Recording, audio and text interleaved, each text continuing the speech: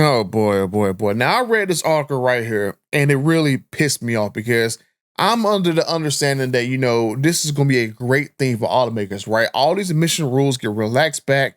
They can go make the cars that people actually want and don't have to be forced to make electric vehicles. But when you read this article, you see that this big group of automakers are still trying to push this electric vehicle nonsense that people are not buying. So we're going to go and cover this article right here and show you that this automotive group who's covering like General Motors, Toyota and stuff, they still want this EV nonsense. So we're going to talk about that right now.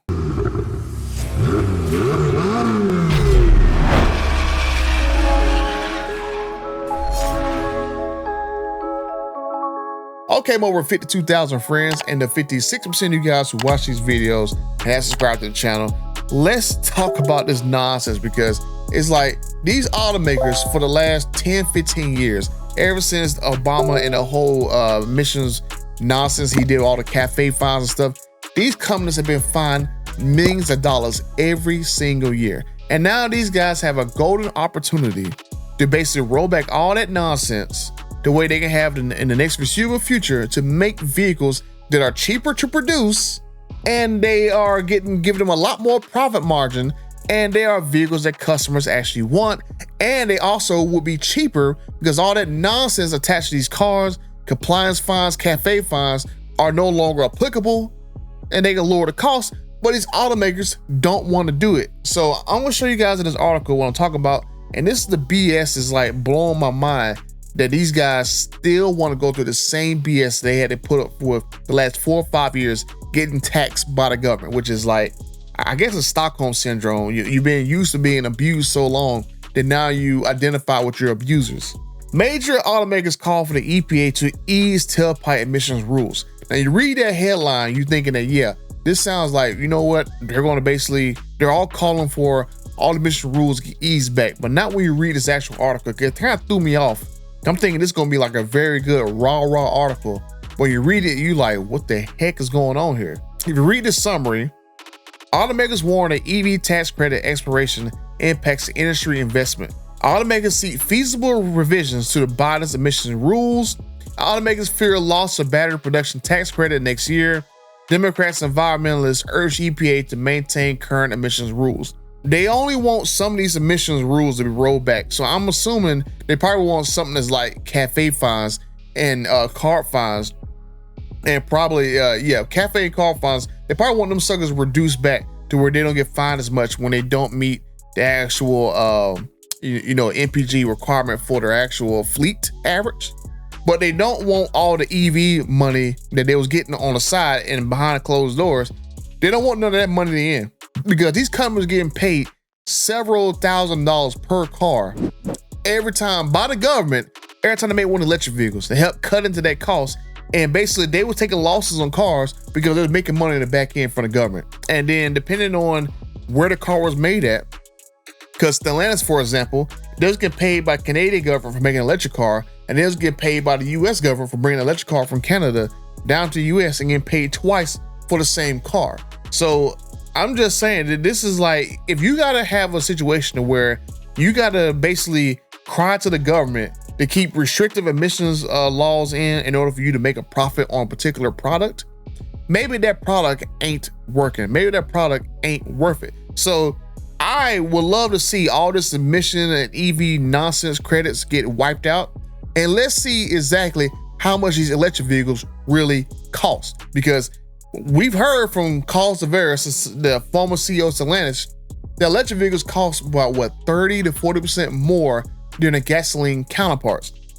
And so I know, for example, with Stellantis, they intentionally jack the prices up on the gasoline powered vehicles and stuff in order to make the electric vehicles come down to around the same range. I'll give you a prime example, the TRX and the Ram Rev. Now the Ram Rev, I think that vehicle was supposed to be around $90,000 to $100,000, right, when it came out. That's where it was estimated by Car and Driver and other publications. But the Ram TRX, when it first came out, 700 horsepower truck in 2021, that was $70,000 base price, really, right? And then within 4 years, with really no updates other than they just changed the instrument cluster to digital and went to a cheaper operating system that was in the radio. Instead of going from Uconnect 5, they basically, Uconnect 4, Then when the Uconnect 5, that was Android based, was cheaper.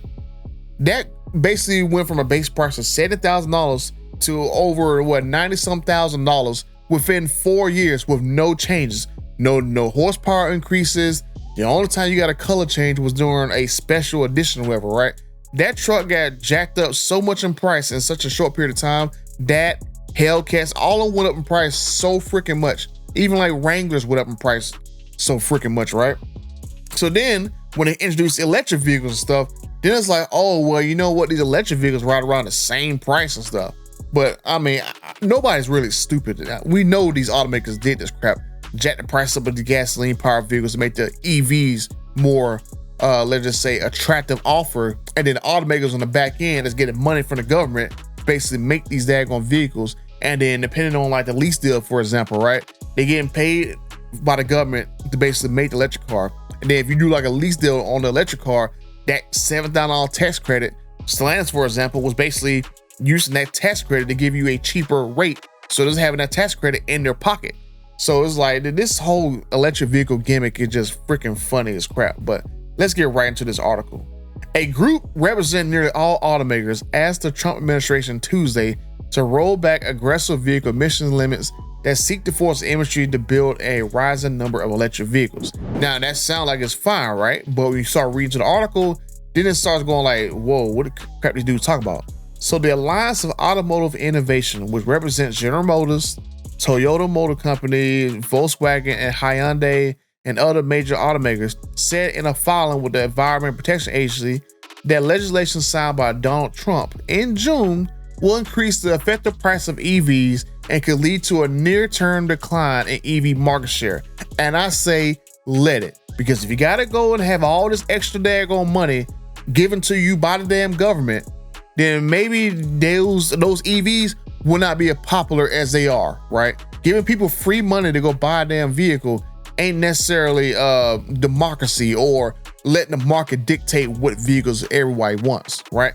Don't do that crap to these electric vehicles if you ain't gonna give people who buy gasoline cars these same subsidies, right? Get somebody who gonna buy a car that has like 30 to 40 miles per gallon, get them $6,000-7,000 tax credit and stuff because they bought a vehicle that goes over to the cafe fleet average, right?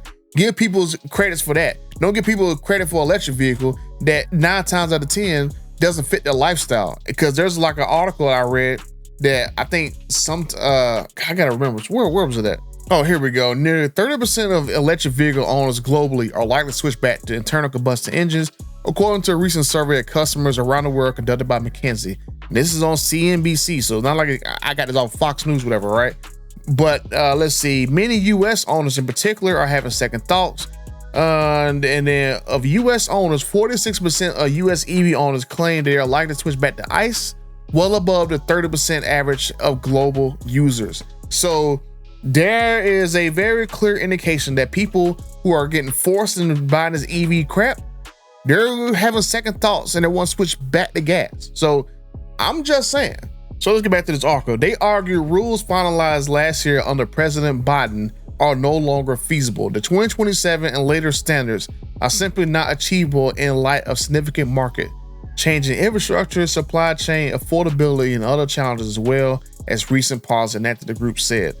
The 2024 Biden rules aim to cut passenger fleet-wide vehicles tailpipe emissions by 50% by 2032 compared to the 2027 projected levels. The EPA forecast between 35 and 56% of new vehicles sold between 2030 and 2032 would need to be electric. So you basically enacting policy that forces you to make a particular type of vehicle regardless of what the market wants.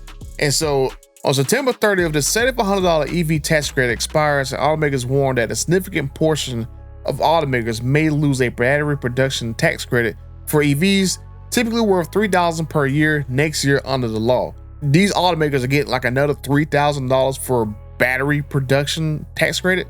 So if they build these plants, I guess for every car, they're getting $3,000 back from the government. Like, I did not vote to give you guys money to put towards electric vehicles and stuff, right? I wish there was a way in this country to where when you go pay taxes, you go look down a list and see what all they want your money to go to. But like, nope, I don't want that. Nope, I don't want to pay for that. Nope, nope, nope. Put my money here, put my money there, put my money there. Damn sure wouldn't put it towards somebody buying an electric vehicle. I don't want to put my money towards somebody buying a freaking Tesla or a Prius or whatever. Put my money in something that I would rather go for what I would want, right? This harms not only the automotive manufacturers that spent hundreds of millions of dollars investing in electric vehicle technology, but also the entire supply chain that supported these initiatives. I don't care. You shouldn't damn went with a bunch of politicians doing what the hell they told you to do rather than still listen to the market. So Stellantis learned that the hard way, going all EV only because they listened to one administration and then custom rejected within 3 years. Now they're losing billions of dollars, and Ford lost billions of dollars, and GM got to come up with some weird term where they got to basically take out the cost of their investment in order to say their electric vehicles are making them money. So GM got to come up with this weird terminology and stuff to fake that they're losing money now. And so I'm gonna be glad when all this emission crap get rolled back, they lose even more money, because you shouldn't have went with that nonsense in the first place. In July, the EPA proposed rescinding the long-standing finding that greenhouse gas emissions endanger human health, removing the legal foundation for all U.S. greenhouse gas regulations, a move that would end current limits of greenhouse gas pollution from tailpipe emissions. Democrats in Congress and environmental groups have called on the EPA to drop its plan and retain the rules. Nope, don't care. I'd rather have my fast vehicle. Automakers argue that the EPA should rewrite the bottom rules, saying they still need to be revised to feasible levels to provide certainty for the industry. The group says such a contingency plan would be crucial if motor vehicle GHG standards are retained or reinstated in a certain way. So basically, these automakers, if I'm having a good understanding of this, they basically don't want to basically roll the emissions stuff back all the way, because they want to basically protect their investment that they made on these EV drivetrains. And so with all that investment they put in EV drivetrains, they still want the government to use your tax dollars to basically pay them on the back end for all this tax credit stuff, right? So they're getting subsidized to make the electric car. Then when we was reading here, they're getting subsidized to basically make battery plants. And then they're giving customers a tax credit. So you got literally 3 subsidies that we know about, and people who buy gas cars get $0 of that, right? Where's the subsidies for people who buy like fuel efficient cars, right? Why don't the people who buy hybrids have the same exact protections, right? Why do people who buy cars that have 30, 40 miles per gallon, 50 miles per gallon get the same protections? Why did the government keep interfering with these automakers, making rules so daggone terrible that all this crap got to exist in the first place? So you can see why I'm kind of pissed off about this, because I hope that the administration, Trump administration, don't listen to none of this crap, roll back all that crap, take away all that EV subsidies crap, and all these automakers learn the hard lesson that the government ain't always gonna be there to kiss your butt cheeks, and you're gonna have to learn the hard way that it's always what the customer wants, not what a politician wants. So let me know what you guys think down in the comment section down below.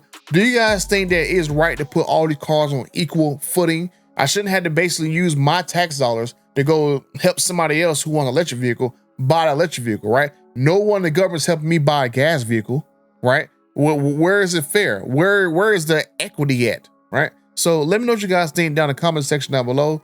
And until the next time, I'm out.